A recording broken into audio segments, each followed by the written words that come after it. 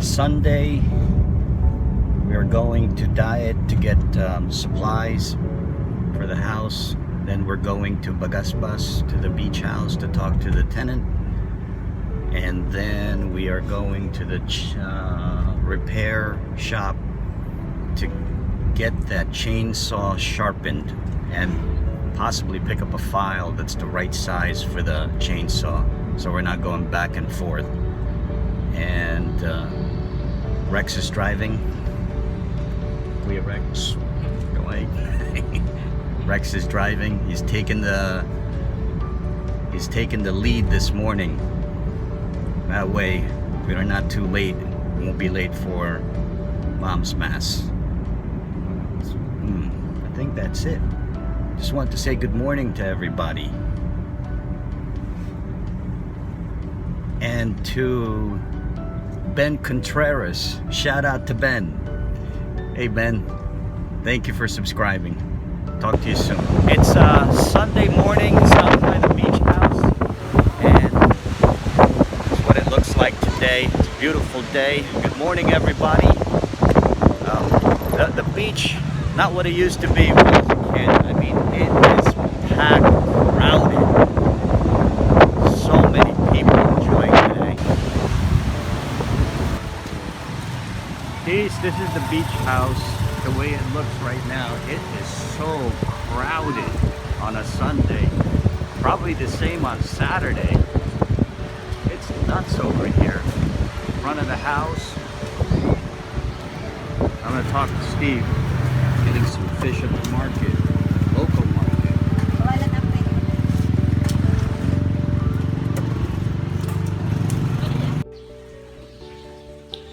Good morning, everybody. Today is what am I saying? It's December 8th. I'm loopy. Today is March 8th, and it might be a washout today. It started to rain around 3 or 4 o'clock in the morning, and it hasn't let up. And the sky is pretty gray, so this might be a washout, which is a little bit disappointing because we finally got the chainsaw rectified, I think. Took it over to the shop, and the shop did their thing, sharpened it, took down some of the guides, tuned it up, raring to go. My guy is raring to go. Father, he's gonna be the caretaker. We call him Father. He's raring to go. He's got some experience from what he told me. He did some logging for a year or two, but it looks like it's gonna be a bust. We'll see. Hopefully the sky clears up and we get working again. I just wanted to give you guys some idea of some of the things that I've noticed and learned so far in the last couple of weeks. The quarantine, I think, for the most part, was unnecessary. I think, the better route would have been to have a COVID negative test 72 hours prior to boarding, and then you do another, when you land, you quarantine for a day or two, because you're already up in the air for almost 24 hours, and in some cases longer, because of all the, stops and layovers. Go to the hotel, they quarantine you for a day, they do another test, that goes negative.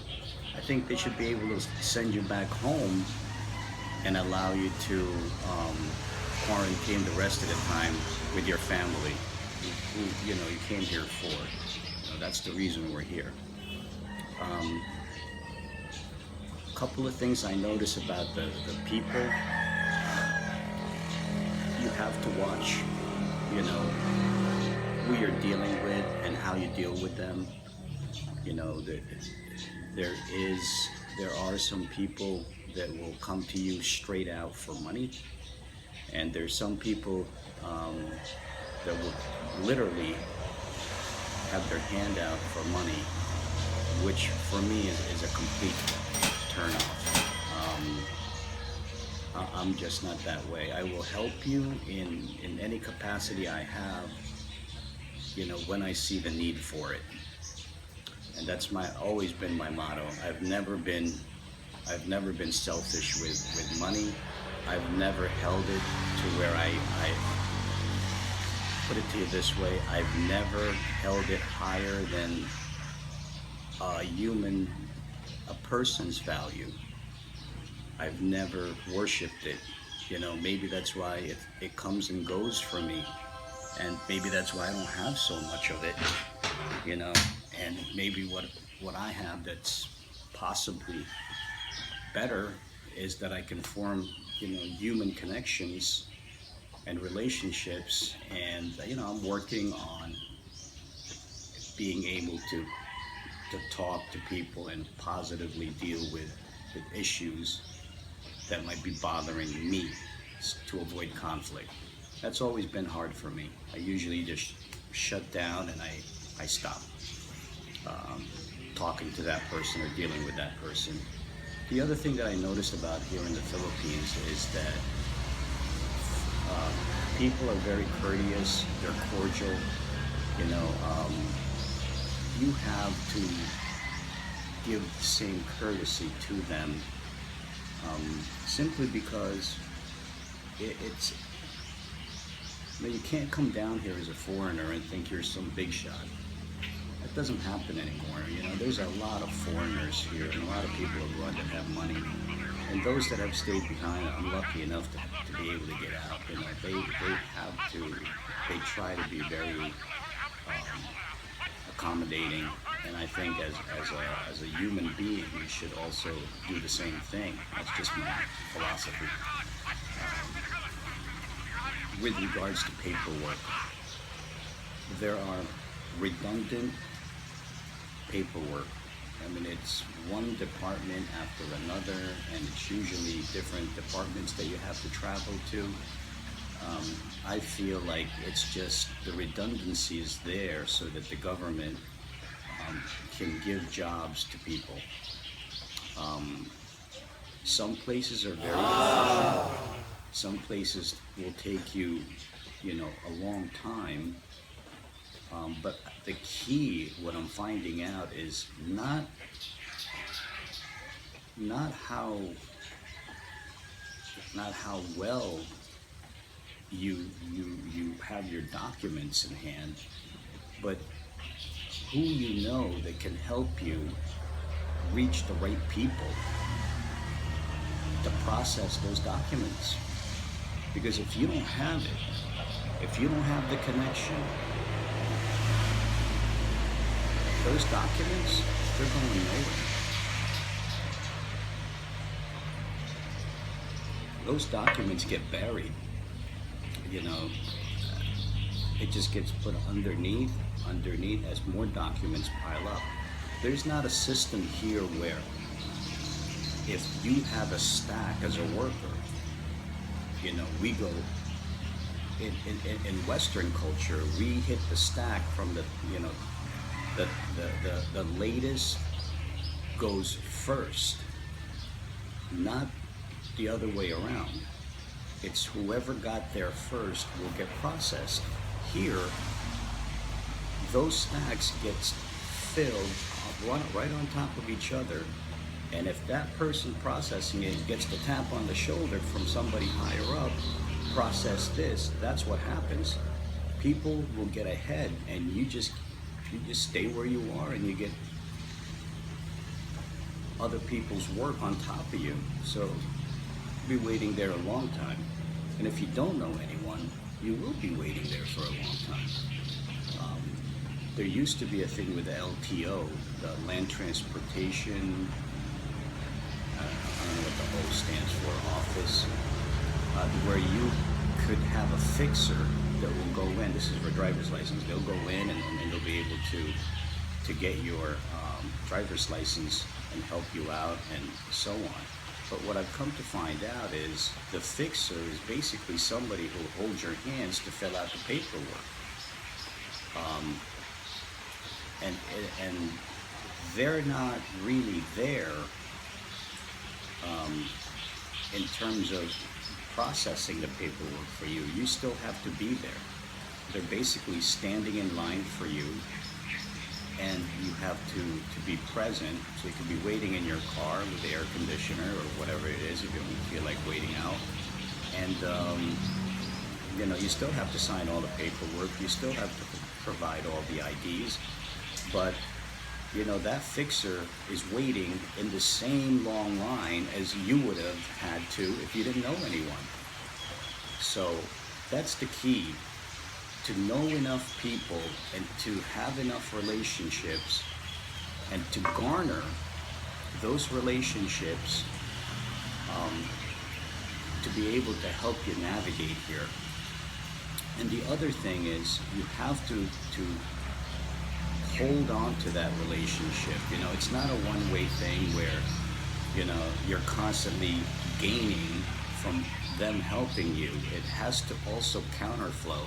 You have to also be open to the fact that at some point they're going to need help, and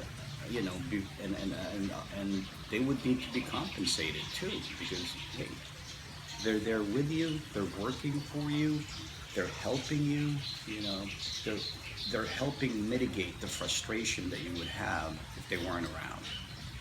So I'd like to thank those people, especially my niece and my nephew, and again my sisters. They're they've been amazing at just being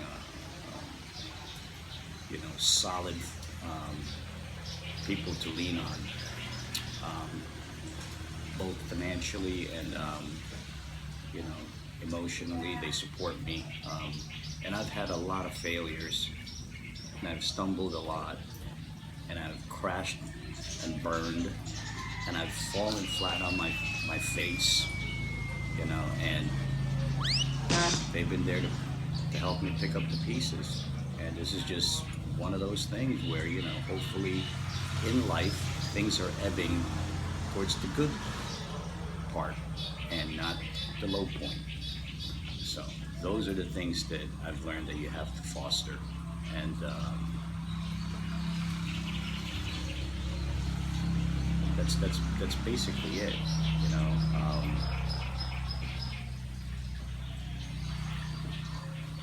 The other thing that I've enjoyed being here is that my father, who's 90 and recently widowed, we've been having a lot of fun.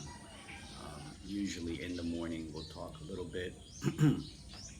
Then when I come home from the farm with the guys, we'll do another 1 to 1.5 hours of just chatting, him reminiscing, about the time when he was a playboy and the women would come and chase him here at his house. And believe it or not, he says, I'm not bragging. And the funny thing is, I know he's not bragging, because at one time I was getting the car fixed at a mechanic shop, and somebody had come up to me and said, "Are you so-and-so's son?" I said, "Yes, sir, I am." And he goes, "Boy, I tell you, when he was a young man, the women used to trip over themselves, trying to get his attention." And so we've been reminiscing about that. I've been ribbing him endlessly, and it's nice to see him laughing again and smiling and reminiscing, because he had lost my mother recently, and they've been married for 64 years. So not a lot of those going on. I mean, that I don't know if that happens anymore, but it's been a lot of fun talking with him, and him getting excited about what we're doing. At first you get the you're wasting your money, you're wasting your time, you're wasting this. But as we're progressing, and I'm showing him the videos of progress there, because he can't get around anymore now, well, and he's seeing, you know, that we're doing okay, and things are clearing up. He's starting to perk up about the project. Not that he doesn't support it, you know, he wholeheartedly supports it, but you know, he has a way of doing things, and I have a way of fucking things up. So, so it's been a lot of fun. Yeah. And I've been enjoying my time with him. He can be relentless. It could be 20 questions a minute, and then we'll go over the same 20 questions the next hour. And if he wakes up and he has something in his mind, we're going to go through that for another 2 hours until I somehow satisfy whatever it is that's taken in his head. And, you know, that's part of me being here. That's part of me making sure that he's got company. Because, you know, I couldn't imagine, you know, you lose your spouse after that long a time. And they really haven't been apart for, you know, like long stretches. Earlier, when we were all young, yes, they were apart for a year or two because my mother had immigrated to the U.S. and, you know, he was left alone here with a few of the kids while everybody started to get their petition done and come over there, and, you know, but he's been a loyal husband, and he's been a good father. So it's been very, very enjoyable kidding around with him again. I'm so glad he's laughing again, because when I got here, he was down in the dumps. And I'm always glad he shows his support, his love for me, and, you know, can't have that. Can't ask for anything more. So my routine with Dad is, you know, I'll wake up at 4 because he wakes up at 4. I wake up at 4 because my hours are still flipped. I can't get used to it yet. We'll have coffee, we'll chat, I'll put him back to bed. He'll wake up a little later, you know, we'll have breakfast, you know, we'll talk a little bit, tell him about what's gonna happen today, what's the plan, and then, you know, I'll take off. And when I come back in the afternoon, you know, I'll give him an update, we'll chat some more, we'll do 20 questions a minute, which is, you gotta have your game on. Otherwise, yeah, you gotta take the patient pill. Otherwise, you know, it'll be an early night. So, you know, I don't mind. But that's usually it. Then we'll chat for an hour and a half after dinner, put him to bed, and we'll do the same thing over. Excuse me. We'll do the same thing over the following morning. He's always looking forward to have coffee. I think he misses that. Here's to you, Dad. Breakfast with Dad. Ano, Rex? Tutuloy tayo? Maganda po yun.